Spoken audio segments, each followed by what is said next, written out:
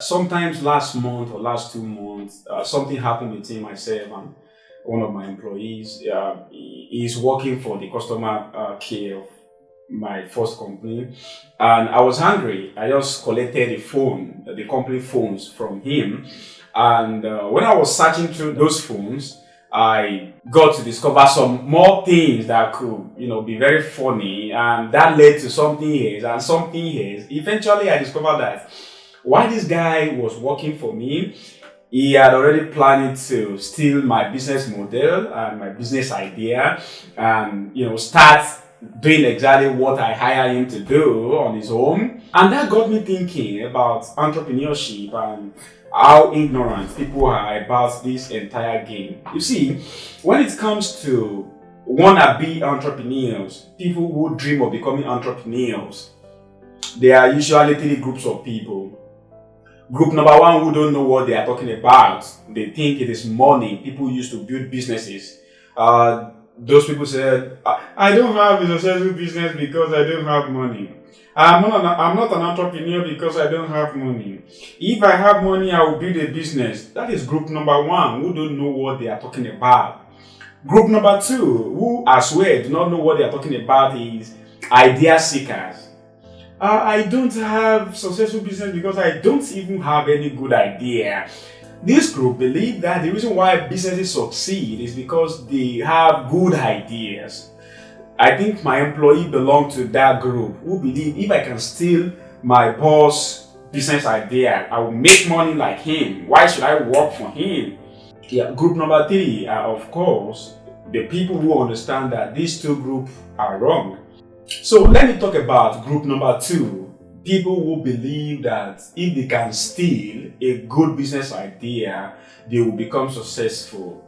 You see, between the year 1900 and 1919, there are about 2,000 American companies that got involved with automobile production. And you guess what?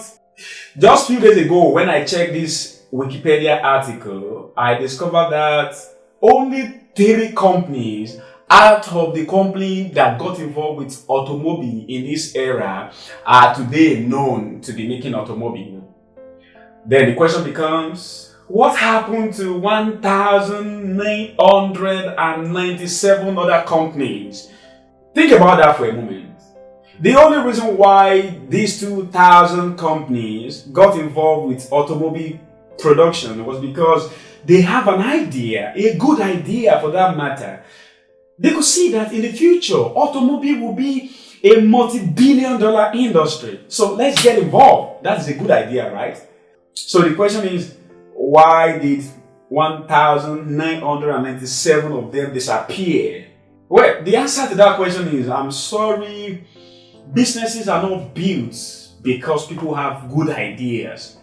There is probably 1 million other things that are involved in the process of building a business than having a good idea, and I'm going to try to explain that at the end of this video. So let me try and answer some other people who may have some questions as they are watching this video. Maybe people who succeed have money. Maybe those 3 companies that succeed have money. Oh, well, you are wrong. So for us to see that line of thinking is wrong, let us pick one of the companies which was started in this era and become successful, and that is Ford Motor, Henry Ford. You see, Henry Ford first got started in automobile business in the year 1896. And he formed his first company on August 5th, 1899. But you guess what? He didn't have money to do it. He was able to convince 12 investors to invest what today would have been $2.7 million. But unfortunately, that first attempt failed. 1 year after Henry Ford started again, his second attempt failed too until the year 1903. The company of Henry Ford that succeeded was in the year 1903 when he got started again. But you guess what? When he was starting this company, Henry Ford was having $900. He was able to take $900 from his previous failed business. And in today's money, that would be something around 300,000 US dollars. That is a lot of money if you want to start selling water. In automobile industry, that is nothing. So now that is to show you that Henry Ford did not succeed because he had money. And I've tried to prove to you that, well, if it was that businesses succeed because they have the idea, then 2,000 people who started out with automobiles should succeed, right? So, like, if you are still not convinced, I want to take you a little further with another example.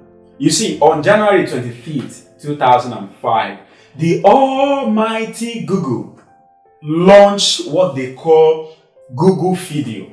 You know what Google Video is all about?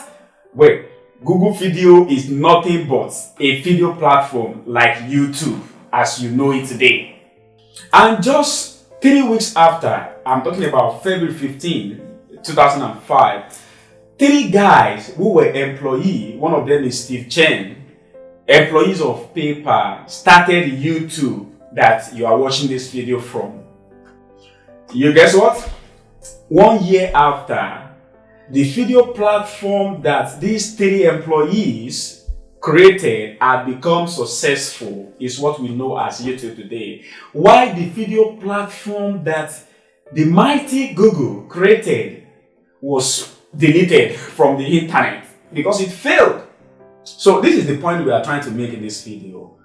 Do businesses succeed because of good ideas? Now, if that is true, then Google should have succeeded in building what they call Google Video. Because they have that idea first, even before Steve Chen and his friend. But Google failed.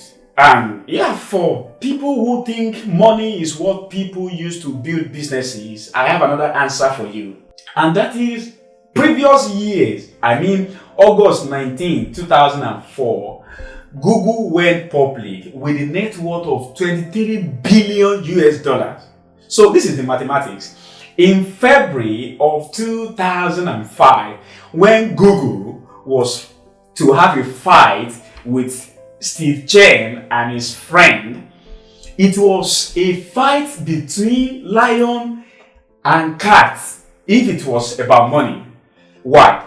Google was having 23 billion US dollars as their net worth. These 3 employees probably did not have $500,000 in their bank account. So for people who think businesses succeed because they have great idea, well, I'm sorry, Google had that idea first. For those who think, oh, money is what people use to build businesses. If you have the money, you will build businesses. Well, Google had 23 billion US dollars. Why this guy probably did not have $1 million in their bank accounts? Now that I've tried to prove to you that, I'm sorry, people who think I can steal a business idea, if I can do that, I'll become successful. They know nothing about entrepreneurship. People who think if I have money, if you can give me $1 million, I'm going to become successful entrepreneur. These people don't know what they're talking about too. So for people who may want to ask me, yeah, you said that businesses do not succeed because they have great ideas or because they have millions of dollars to run those businesses. What exactly makes businesses successful? I'm going to explain those in 3 points. Yeah, there could be much more things as branches to these 3 points, but these 3 points seems to be 3 most important things you have to pay attention to. And one of that is successful entrepreneurs have deep understanding about human nature. And I will explain that. Think about what you need to succeed as an employee. Well, you have 2 people to deal with, your employer and your colleagues at work. If you can pretend to be nice, you will be successful with your colleagues. And if you can be obedient and follow instruction, you'll be successful with your employer. Okay, so let's talk about entrepreneurship at the other side. To be a successful entrepreneur, you have to deal with the whole world. And you're having some of the most complex relationships you can ever think of. So let me try and explain some of those relationships. First, relationship with your creditors. People do not become successful entrepreneurs because they have money. Nobody has enough money to build some of the businesses you see all around you. People become successful entrepreneurs because they have the capacity to get resources from other people. So now, a successful entrepreneur is not that guy that has $1 million in his bank account. He's that guy that knows how to get $5 million, $10 million, $20 million. So, relationship with creditors. Say one, that is one. Two, relationship with your primary partners. When you are starting a company, you will have this small team of people. These are the people who must work 25 hours a day. These are the people who must sacrifice their neck. Your ability to get these people to do those things is what will determine whether you succeed or you fail. Then, relationship with your larger employees. These are people you hire to do certain things. Yeah, you don't want to be too tough. At the same time, you don't want to be too gentle. Now, your ability to get these people to do the right thing at the right time. And if you think it is not complex, I have a story to tell you. Like, maybe I should keep that story to the other day because this video is becoming long already. Then we talk about relationship with the government. Your ability to understand what the government wants, whatever geographic location you find yourself, and how to pave your way around their laws. You think all these things are simple until you try to do them. Now, your most difficult relationship is going to be relationship with the king of the market. I'm talking about consumers. So let me explain why this is actually very difficult. You see, most people think that if they have a business idea, then they can build a company around it. Where, this is what I have to tell you, there is a big difference between what a consumer wants and how they want it. Let me repeat myself. There is almost always a big difference between what a consumer wants. Hey, we are having a headache. We have this problem. How consumer wants that problem to be solved is different from what they want. So, if you are trying to build a business without a deep understanding of human nature, you will take your product to the market the way you think you should take it to the market. Even though the marketplace wants that product, you do not present it to them the way they want it. A good example of that is I started Africa Business University in the year 2017. And just as my team was getting ready to launch the A.B.U, I entered Facebook and I saw that somebody much more famous in my country, much more influential, was having the same idea and starting the same company. So I have to track him and I save his website to follow up and see his progress. You guess what? About 3 months after, I discovered that this guy had failed. While we were making millions of naira. Think about that. Both of us have the exact same idea. He probably had better resources than myself, and he had better name to push that idea than myself. But I understand better than him how to present that idea to the market. He doesn't have that understanding, and he failed. So, the number one thing that makes business successful is deep understanding from the entrepreneur about human nature, human being. Because look at all these 5 different relationships I mentioned. You have to deal with them differently. You don't deal with your creditors the way you deal with your partners. You don't deal with your employee the way you deal with your partners. You don't deal with your customers the way you deal with your employee. These are different relationships, and if you fail in one of them, you fail in the entire business process. Another key thing that determines whether you will succeed as an entrepreneur or fail is curiosity. You see, in the year 1908, Henry Ford released his Model T, and that was the first mass-produced automobile in the world. But when I was studying the biography of Henry Ford, I discovered that he got to discover how to mass-produce vehicles just because he kept on searching for how to get better and better and better raw materials, while his competitors keep on managing whatever they have. He keep on looking for better way of doing things, better way of getting raw materials.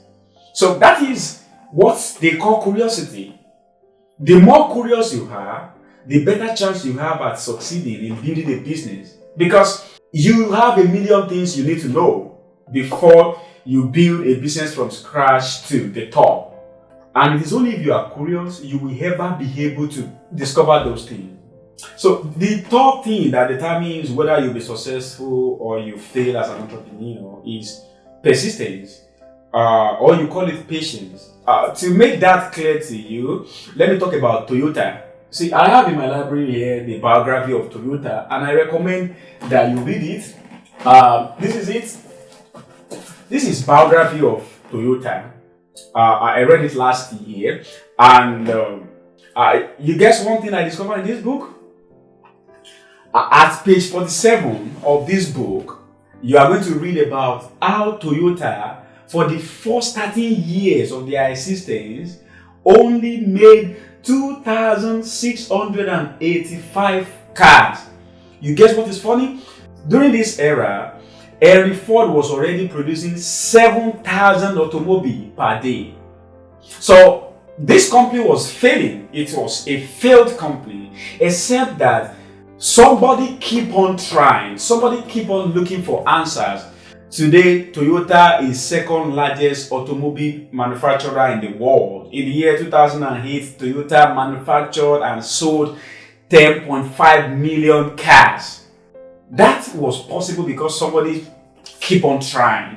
So this is the summary of this entire video. You see, businesses are not built because somebody have great ideas. Thinking a business succeeds because somebody has money is like thinking a car moves because it has steering. Yeah, a car will not move without steering, right? But steering alone will not drive the car. More so, smart entrepreneurs know how to get steering. They don't have to have it. So the entire summary of this video is, you see, businesses are built first because smart entrepreneurs who build those businesses know how to get everything they need. They don't have to have it. They have deep understanding about human nature and human being, and they know how to get other people to partner with them, to collaborate with them, to get the resources from them, to get their neck, to get them to make sacrifices for them. Second, tell me any successful entrepreneur and I will tell you they are always curious beings. They are always learning. They are always searching for information. That is why they succeed. They are always on the run. You can't meet up with them if you are competing with them. And the third reason why businesses succeed is because, I'm sorry, most entrepreneurs are stubborn. Even at the point when everybody thinks they have failed, they are still there trying to figure out how to raise their head.